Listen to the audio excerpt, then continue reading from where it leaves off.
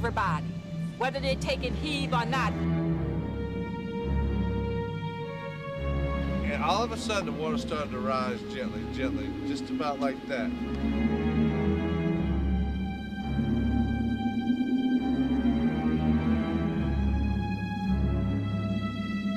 I'm afraid that the hurricane will go past. If I ever let go, I was dead. People died in here. People died over at the Superdome. You know, people drowned.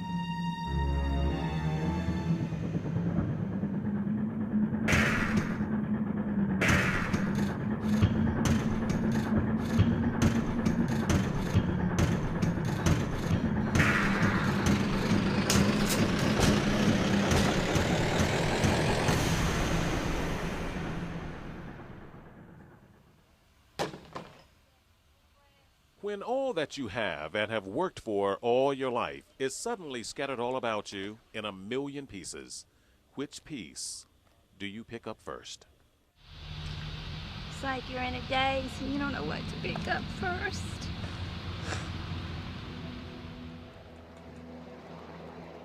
From CN8, the Comcast network, Arthur Fennell reports hope and recovery after the storm. Hello, I'm Art Fennell.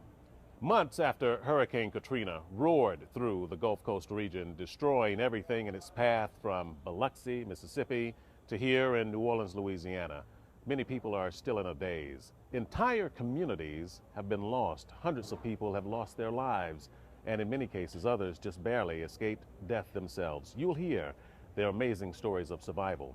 You'll also hear their stories of anguish and frustration, and in some cases their confusion as they try now to put their lives back together again. They call this city the Big Easy, but everyone knows nothing will be easy about the recovery here. Hurricane Katrina leveled her destruction on August 29th, but for the people who didn't or couldn't heed the warnings to evacuate, the storm was yesterday.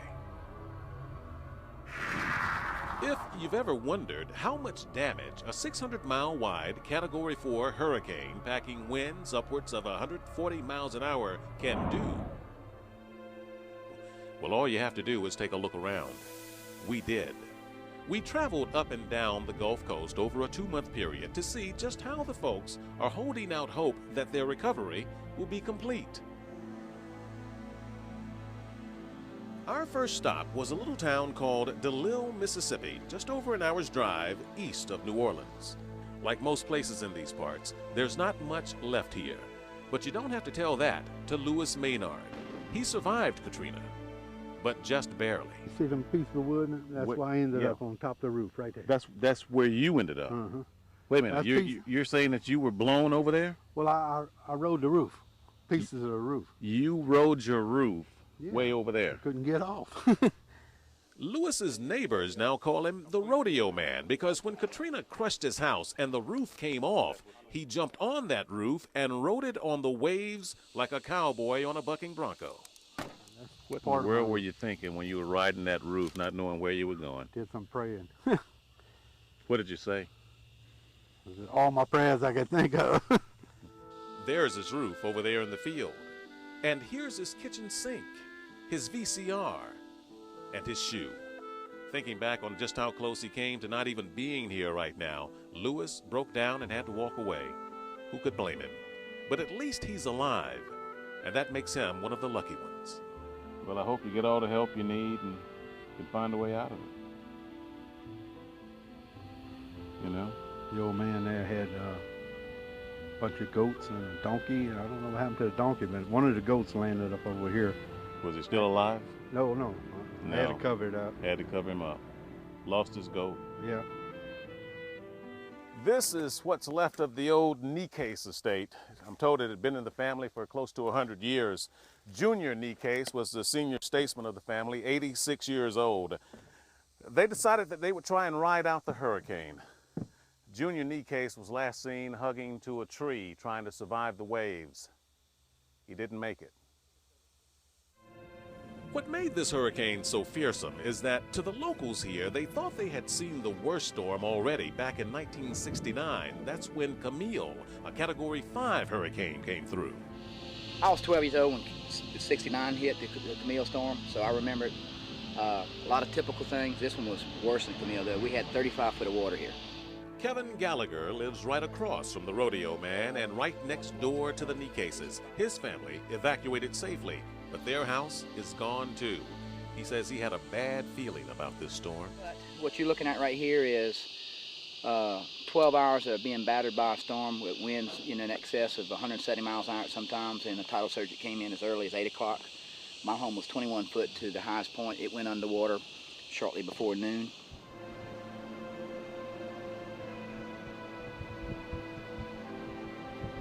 About 10 miles down the road from DeLille and right on the shoreline of the Gulf of Mexico is Pass Christian, Mississippi, population 6,700. This was a quaint, picturesque, and historic community with signature live oak trees and antebellum estates. Not anymore.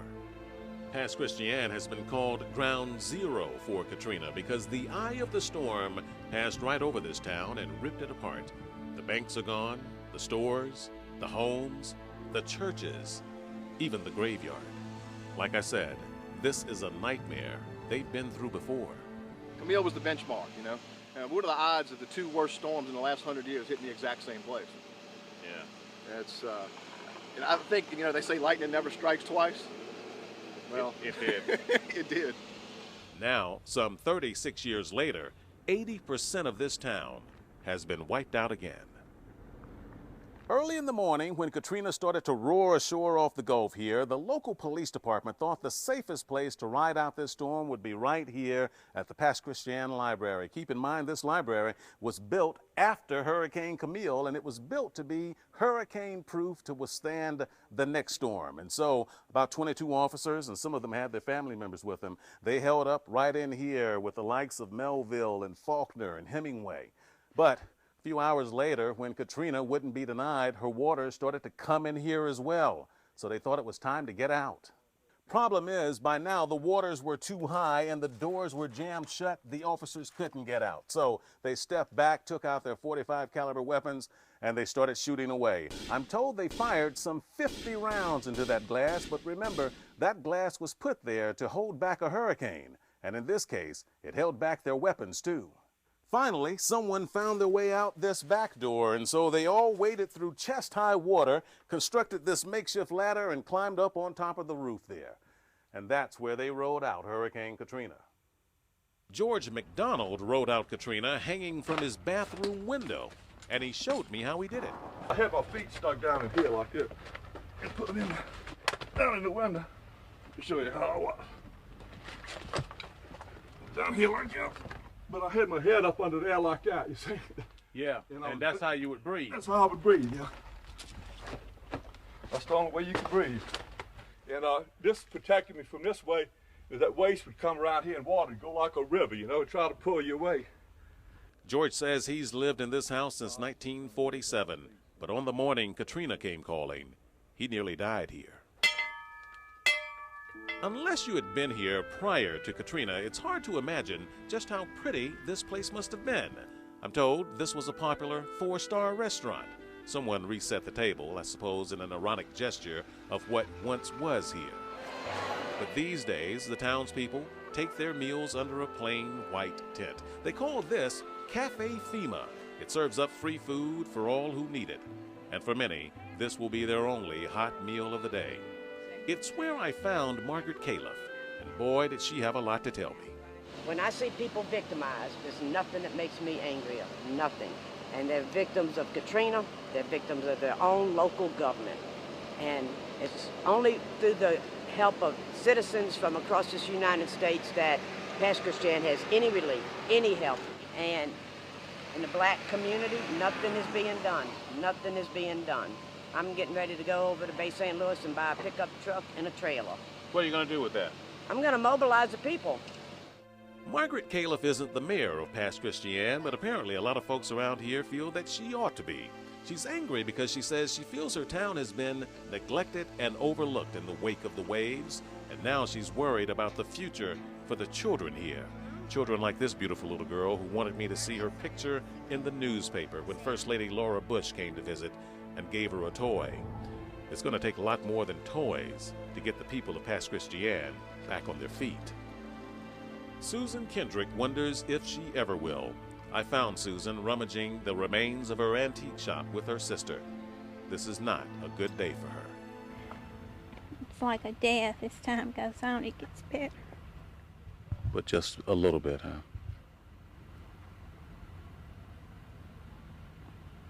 Can I give you a hug? Hang in there. We will. I mentioned the signature live oak trees in Pass Christian, but this one is my favorite because it's seen more than all the others. The town registry says this grand old tree is more than 600 years old. All of its leaves were blown off by Katrina, but if you look closely, it's sprouting new growth now as though it were springtime, even this late in the year. Is this an act of defiance against nature, or perhaps symbolism that Pass Christian will sprout back as well?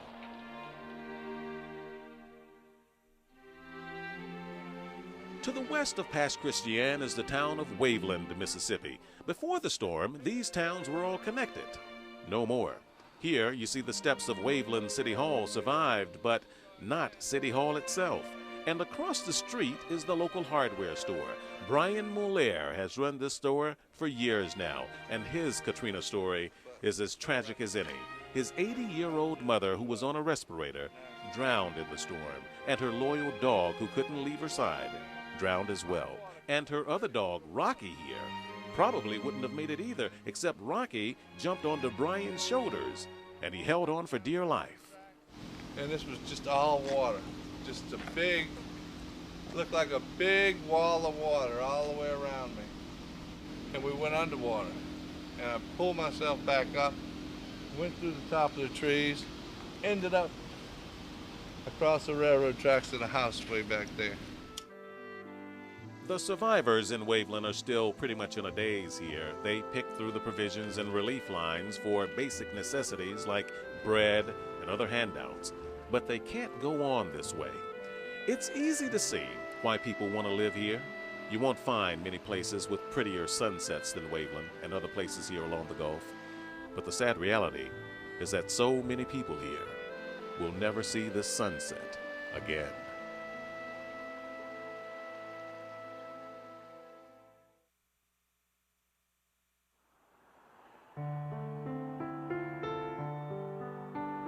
From the outside looking in, the Crescent City appears to be as vibrant as ever. But on the inside looking out, it's not. In September, I walked all around New Orleans, and hardly anyone was here. Though the buildings are battered and shattered, they're still standing and they can be repaired.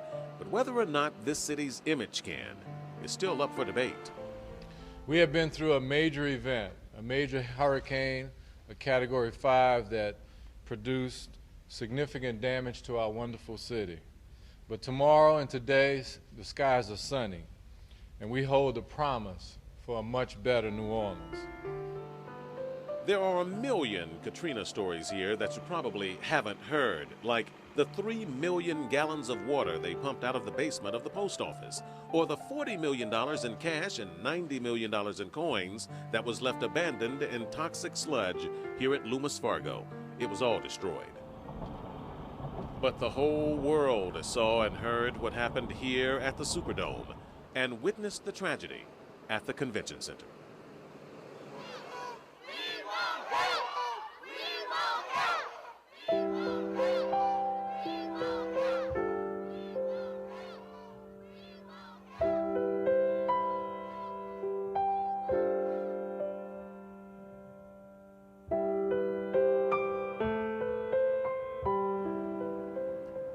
Of all the places I've seen in the city, this to me is the saddest. When the waters were still rising and the thousands of people fled here to the New Orleans Convention Center, this was supposed to be their safe haven, their place of refuge until help could come. It instead became their darkest hour. The images of what happened here are still vivid. With each passing hour, with each passing day, the huddled masses who were on this sidewalk, in these corridors, in this building, grew more hungry, more thirsty for water. Some grew more desperate and more angry. Others grew more weary and died. I wonder what it must have been like to linger here under the sweltering heat and in these oppressive conditions, to cry out for help, and no answers came. I wonder what the final thoughts were for the little old lady in the wheelchair before she died here. Her body was pushed up against those red doors. Someone covered her with a blanket and walked away and left her, unknown and forgotten. Even now, there is melancholy in the air here. There is sadness and there is death. And so for that little old lady in the wheelchair and for the children who perished here and all the others, that's why I say, to me, this is the saddest place. While we were here, they were still trying to clean it all up and still trying to sort through the truth and the lies about what did and didn't happen here. Was it a conspiracy that these people were left behind? Some think so. Could they have been rescued sooner? You can be sure of it. But all that Anthony Boyd knows for sure is that this was a pity and a tragedy that didn't have to happen. We dropped the ball, man, bottom line. That frustrates you, doesn't it? Oh, it does, you know, because, I mean, a lot of people died in here. People died over at the Superdome. You know, people drowned. Yeah. Boyd says he won't give up on his city, though, and he won't leave it either. Made it to a two-story. My first time back here in 30 days. They got glass everywhere? Uh-huh. All right. I can get in. In the month after Katrina hit, there was desperation to get back home to see just how much damage had been done and if anything could be saved. Watch yourself. This is Chalmette in St. Bernard Parish, about 10 miles downriver from New Orleans. Watch your step, it's kind of slippery when you step on a carpet. This is where I had my TV and all my tapes and CDs and everything in here, because you can see the pile of tapes I got over there on the wall. We're trying to see what we can save. If there's anything that's salvageable, we'll take it, and what we can't, just leave it. And this is only the first time I've been here. Yeah, so your first time back, I can kind of hear it in your voice. This is very heartbreaking for you, isn't it? Yeah. Yeah. The houses here are still standing, but after being flooded out with 9 feet of contaminated, raging water and left to simmer in a bedding of toxic mud, it's extremely doubtful that most of these homes will ever be inhabitable again. Well, you ain't gonna go in there with them shoes. Oh, were they, oh, you got high mud like the other Paul Andre tells me that he's been through this dance one too many times, and he won't go through it again. Build this thing up, and maybe a couple of years it'll be the same thing again. Yeah. It's just always over and over and over, you know. It's just there's no stopping to it. How are they gonna stop it from coming in? Can't stop it. Some people are saying that they won't give up, though. They're going to stay right they here. might give them that, maybe so, but I'm not. All that Jack Camhout could save, he has on the back of his son-in-law's pickup truck. But he says he's just taking it all in stride. You worry about it, make yourself all sick and nervous and all that. What the hell? It's just one of them things. For Lisa Alfonso, it was a time of reflection on her front yard. This is my grandmother. She was 85 and she just passed away a few months ago. These pictures are, These are heirlooms here. Very much. My grandmother's grandmother's grandmother. Wow. For Lisa's father, it was a time to just try and catch his breath. We lost everything that we got. Lost everything? You gonna be okay? Yeah.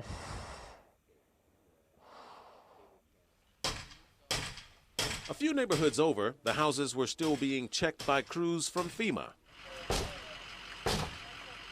This is hot, exhausting work, but it's necessary because nearly a month after Katrina, they were still finding bodies decaying in some of these homes. Fortunately, on this day, they did not.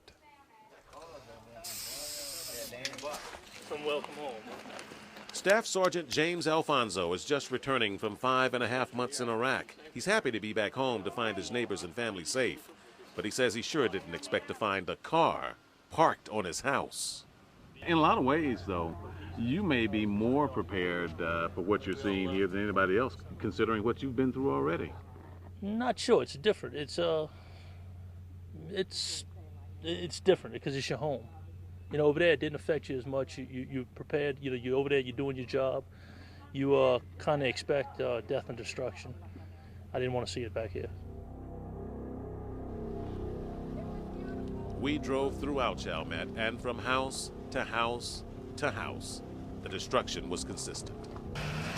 People struggled to get their grip on what had happened to them, and others just sat and wondered if things could be any worse. The answer, unfortunately, is yes.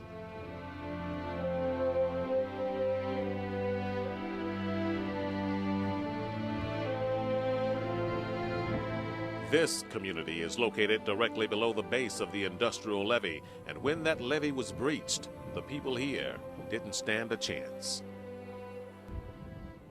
I'm standing here in now what is called the infamous 9th Ward, the belly of the breach. The levees are just over my shoulder that way. All of this was underwater. And when the people left here, the people who were mostly poor, mostly black, they didn't have a chance to drive. You can see their cars are still here. They either swam, boated, or they were plucked off the top of their roofs, and many of them were. But we do know that they made it, and here's how we know.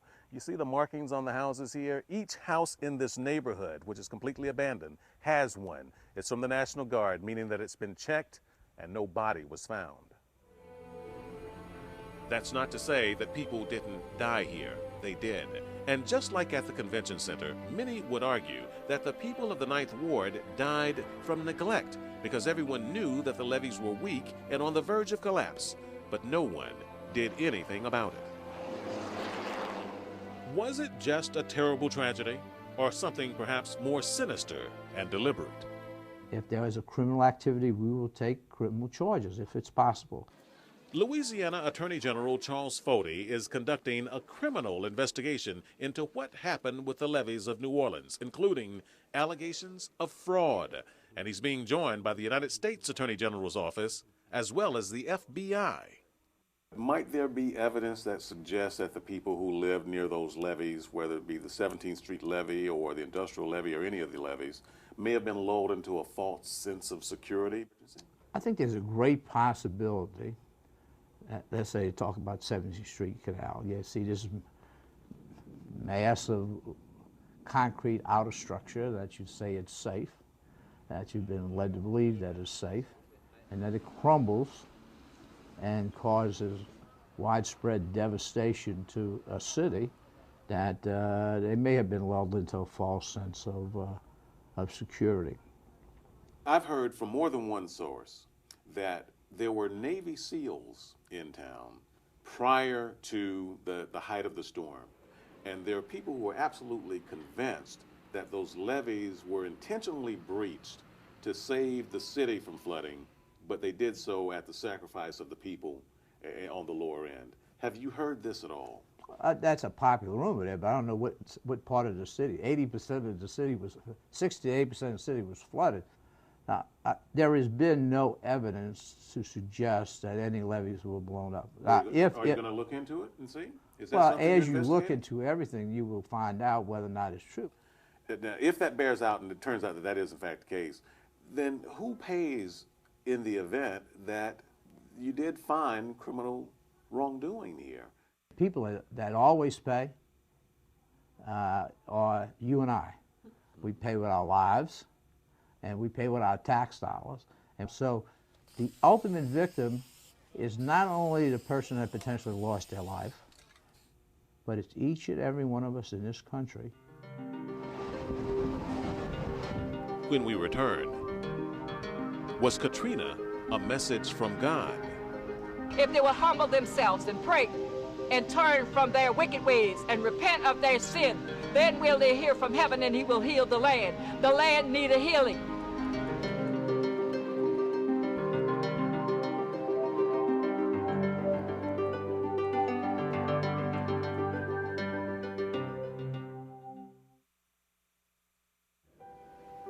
And we give you praise. In Jesus' name, amen.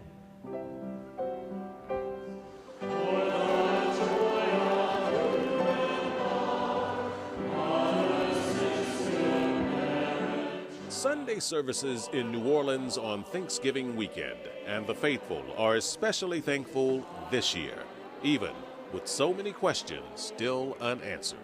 Are they going to build back Chalmette? Will they build back the lower 9th Ward? Is my property worth anything? Should I gut it out? Should I build it back? Should I demolish it? Who am I to ask? What am I to do? Where do I get a building permit? How can I sell this? What's it worth? Got any questions? A lot of people I spoke with during the course of this report spoke about their faith in God in surviving this tragedy. I found Jesus, and he's all right. And we just want to say thank you, Jesus, for touching us. God will provide for them. Have faith. God is just tired. This is destruction.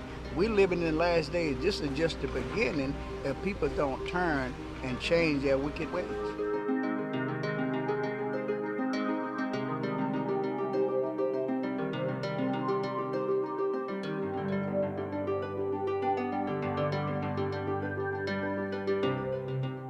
Images of God all around us in the destruction. The Virgin Mary surrounded by mud on a front lawn, a silhouette of an angel in a battered cemetery, a tattered Bible blowing in the wind, paused on the book of Psalms 143, a prayer for help. Lord, hear my prayer. In your righteousness, listen to my plea. Is it coincidence or revelation that of all the places the floodwaters came to New Orleans, the sin city of the bayou, with a reputation for carefree and loose behavior, like in the biblical days of Noah? This is a message that God was sending to his people. He wants us to come together as one. Was Katrina a message to the people? I think it depends on whether you're listening or not. I've been asking the question because I believe God's active in the world. And if God didn't do it, at least he permitted it to happen. So I don't want to have two disasters, Katrina and then my doubts and fears. Whether such fear is being heeded is one thing, but it may take an act of God to cut through the clutter of bureaucracy that's been standing in the way of political help for the people. 2 days with no food. I can't see how a bus can't pick somebody up. 3 days straight, no food, no water, helicopters flying over our heads. It's ridiculous. In the days immediately after Katrina, there was a lot of chaos in the streets of New Orleans and a bitter power struggle stretching all the way to Washington.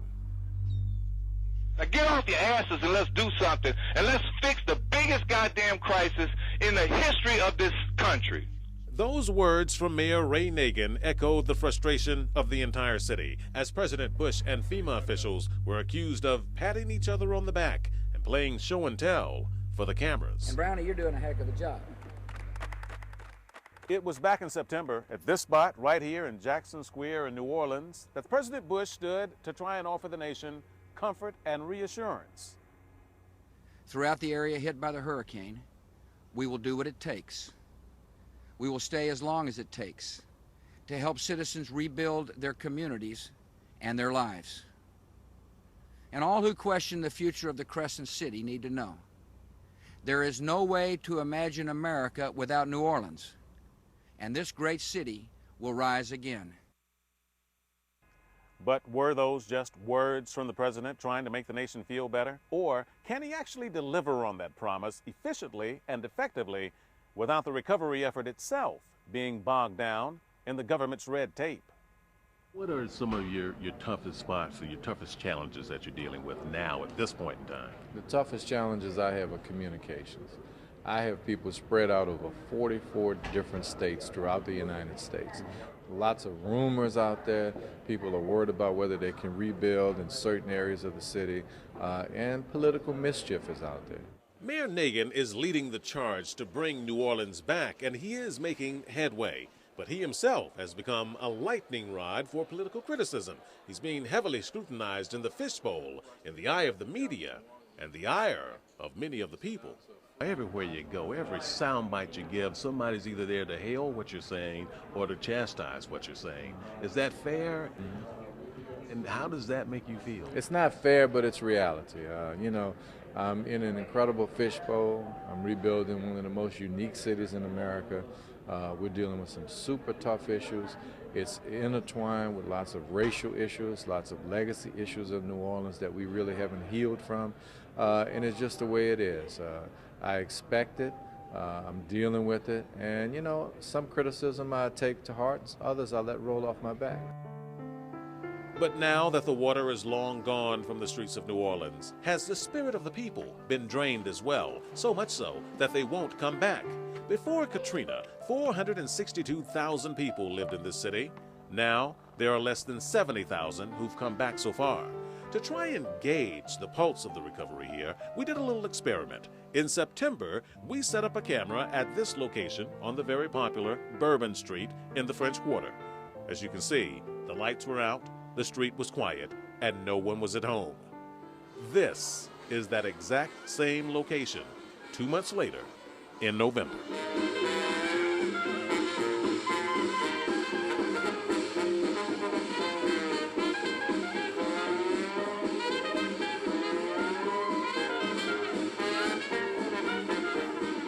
We also went to Alex Patou's restaurant in the French Quarter in September. Katrina had killed the power at the restaurant, so the proprietor, Finest D. Shellnut, fired up the backup generator, and he served up hot jambalaya from a pot on the sidewalk and cold beer from a cooler. The food and drink was $5, the music and the company was free, and they partied right where they were. In November, Alex Patou's took on a name change. It's now Boudreaux's All You Can Eat. But they're still partying. They just moved the party back on the inside. But away from the bright lights of the French Quarter, in November, we also found the overwhelming majority of people still in the dark and still struggling. The cleanup is definitely underway all around the city, practically everywhere you look.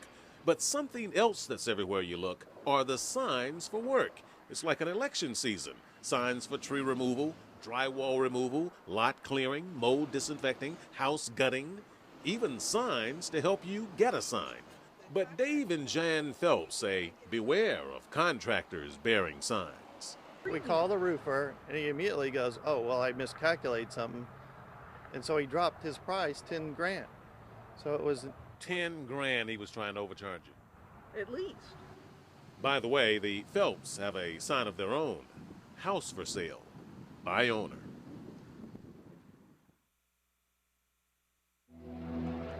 From CN8, the Comcast network, Arthur Fennell reports hope and recovery after the storm. Now once again, here is Arthur Fennell.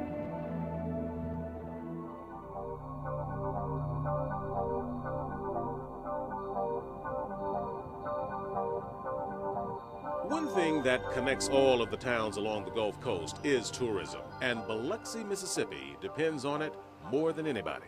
The floating casinos of Biloxi, which by the way were tossed right out of the water where they are now, are credited with bringing an extra 11 million tourists a year to this historic peninsula city.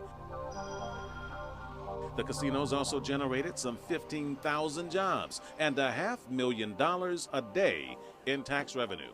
Katrina erased all of that and just about everything else here.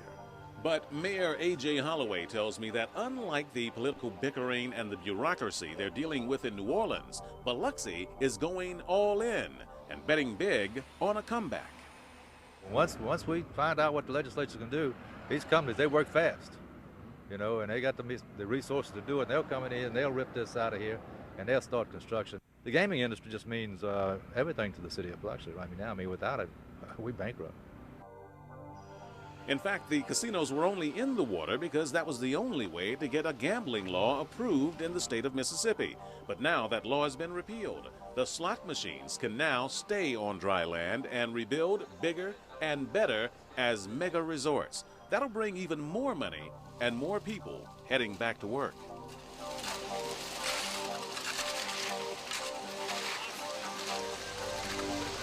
Heading back to work is the key for everyone here on the Gulf. The economy can't recover without the sweat off these workers' brows. But here's the catch-22. While there's plenty of work, the jobs aren't where the people are. And the people can't get to where the jobs are. Remember, they have no houses, no cars, and in many cases, they don't have the appropriate skills. See the problem? there are 5 denials in a disaster, if I can remember all of them. One, it's not going to happen. If it does happen, it won't happen here. If it does happen, it happens here. It's not going to affect me. If it does affect me, it won't be that bad. And if it is that bad, government's going to take care of me. You're wrong on all 5 counts.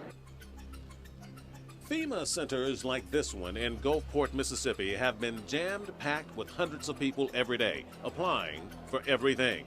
The people need help, and they're frustrated when they can't get it. You seem a little disappointed. I am disappointed. I mean, we have nothing, and the bills have to be paid too. We're staying in a hotel. The American Red Cross has put us up in a hotel for 30 days, and after that, I don't know what's going to happen. It's a common complaint we heard up and down the Gulf Coast as people struggle to try and get their families back on their feet. If I call FEMA, they say, your business owner, you're not entitled to emergency funding. My home has insurance on it. Nobody wants to help the businesses here. They're not thinking that in the long run, the population isn't going to be the same here. Nobody can make it. You need patience to work with people. I know people feel kind of anxious because things don't feel like they're going fast enough for them. But FEMA spokesman Tom Hagley is crystal clear about one thing. He says FEMA is not the cure-all, though everyone sure thinks it is. Katrina shows us that the worst can happen any place, and it can be devastating, and government cannot come in and make people whole again. A lot of people are frustrated. They're frustrated for all the reasons that we know, because they've lost everything and because it seems that they can't get good answers. What can you say to those people? Well, often it's not that they don't get good answers. They don't get the answers they want. Yeah, the answers they want is, I want somebody who's going to come in and take care of me. I want somebody who's going to take all my problems and pull them away and make it whole and put it together and do it all in a day and a half. You know, I want to be back in here by this weekend, and it's not going to happen. There's a tremendous amount of destruction that has occurred here. This whole area is going to have to rebuild. Remember, FEMA is an agency with multiple parts. They're not just giving out those free $2,000 checks to storm victims, but they're also helping people rebuild. And they've been doing a lot of the grunt work in the recovery. But no one disputes that FEMA's reputation has been badly tarnished by the political crisis surrounding the dismissal of its failed former director, Michael Brown.